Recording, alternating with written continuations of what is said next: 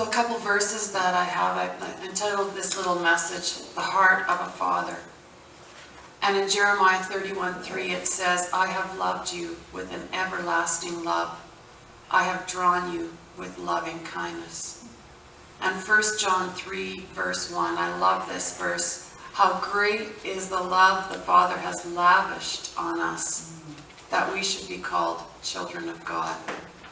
If nothing else hits you this morning, that you would be reminded of that love that the Father has lavished on us, that we can be called children. And I was thinking about children can people tell by looking at you whose family you belong to? I have my father's hair, my father's eyes, my father's build.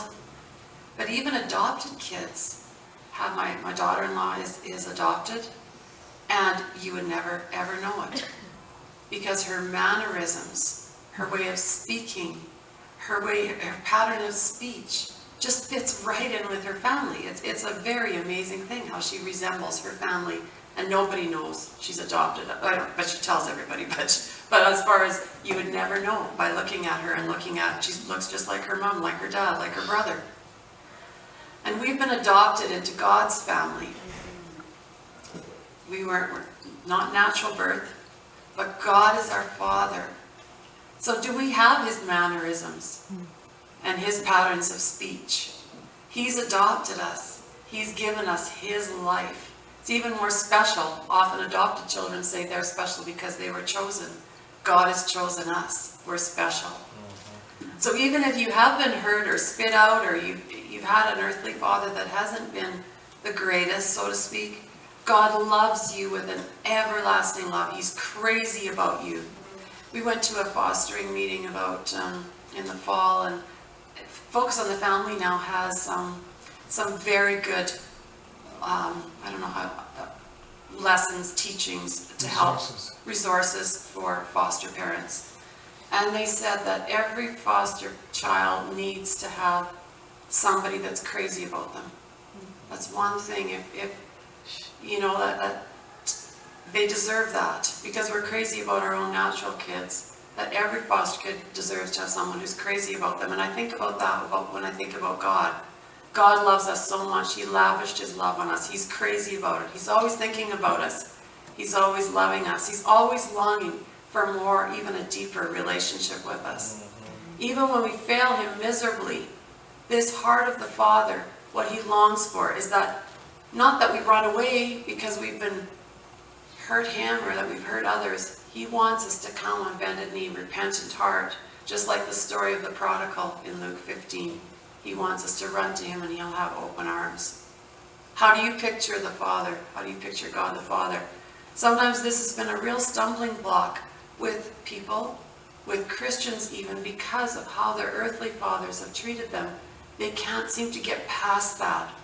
Some people picture God, as we know, as a big grandfatherly type like Santa Claus. Some people picture God like an ogre, as a terrible person, always preparing to give you a lecture. Our picture of God often has to do, doesn't it, with our picture of our own earthly fathers. This is something that I've never had to struggle with in a negative way, because, as I've talked about my dad before, I had a Jesus-loving, kind, compassionate, wonderful father. He was a little bit quieter, but he was also a leader in many areas in the church, often behind the scenes, serving kind of a person. But I have no trouble going to God as my Father because I had no trouble going to my dad as my Father. When I failed, I knew my dad would forgive me, and I was very open with my dad. When I was excited about something, I was excited to tell my dad. As many of you can probably identify with that side of having a dad as well. So I often took that for granted, but through the years I've heard people's stories about their dads, I can see that I had something very, very precious in my dad. I didn't have a tumultuous experience or relationship with my dad at all. So I'm thankful that in that way, I have no trouble going to God as my Father.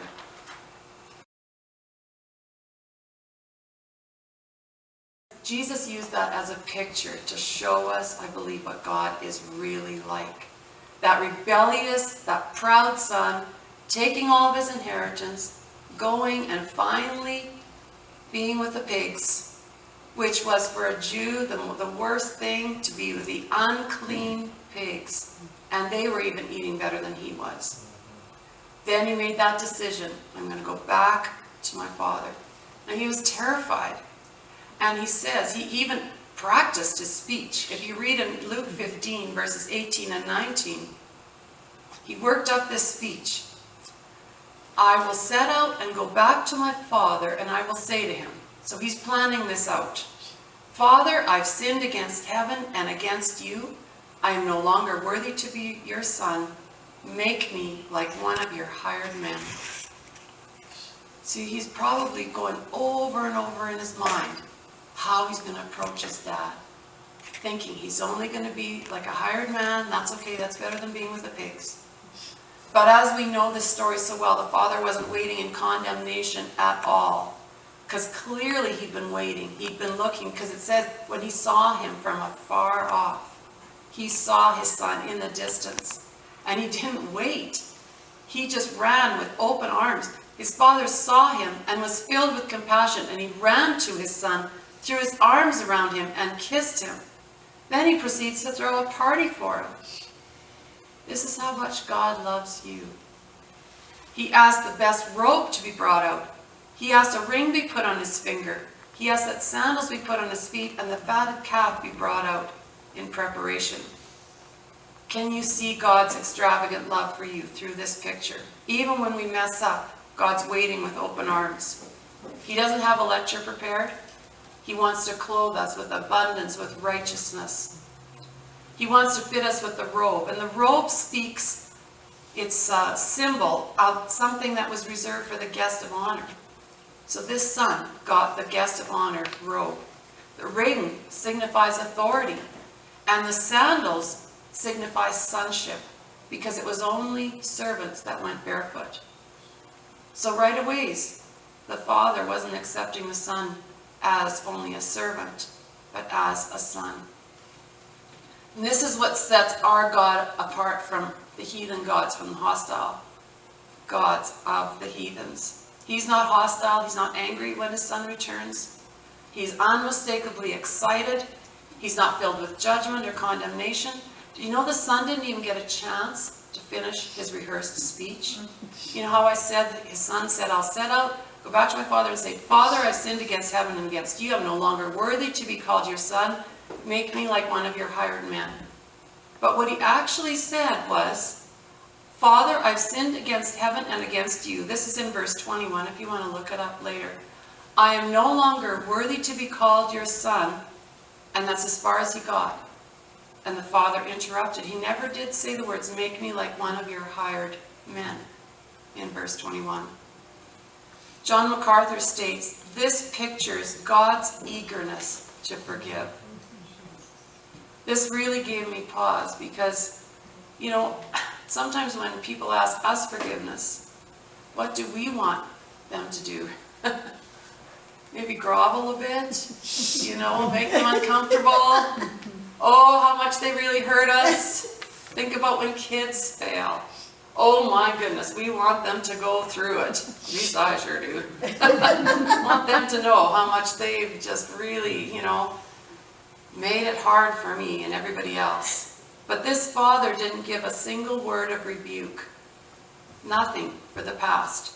Instead, he pours his love on the son. Now, I realize we have to discipline, and there's all that involved, don't get me wrong. But I think that we operate often in condemnation, or we just want someone else to suffer for the suffering that they have caused us, whether it's our kids or whatever.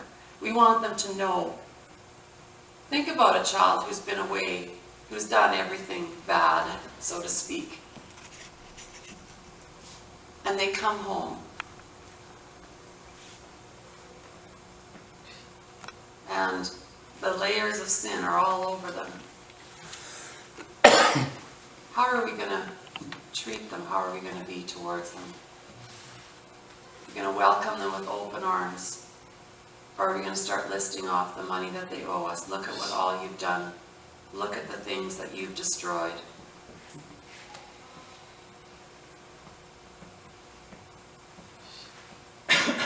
said on the email or on the Facebook that I was going to speak a little bit on Titus 2, but I think I'm just going to read it.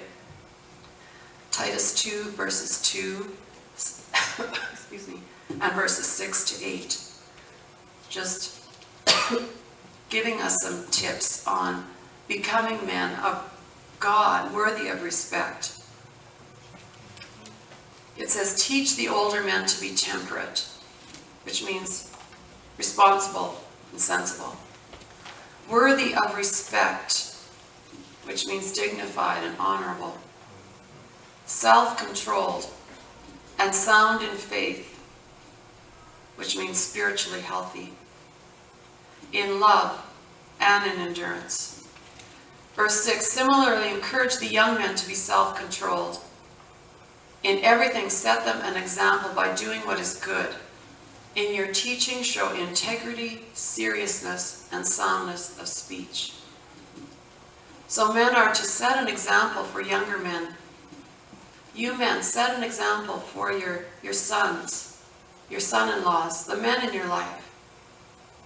Are you sound in faith, in your faith? Are you passing along that faith to your grandchildren?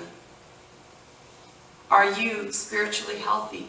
Are you showing them good habits of what it means to be a man of God, what it means to be strong in faith, what it means to be temperate and self-controlled and spiritually sound? So with these attitudes in mind, and possessing the heart of the Father, these are the things I think that really make a strong man of God, having these various characteristics that I listed from Titus 2, and having that heart of the Father. These are the things I want to encourage you men with today. And I think that, most of us in this age are at a certain age. We're not at the age we were where we can be called the young men and the young women. We're the older men and the older women. We're the ones that people are starting to look up to.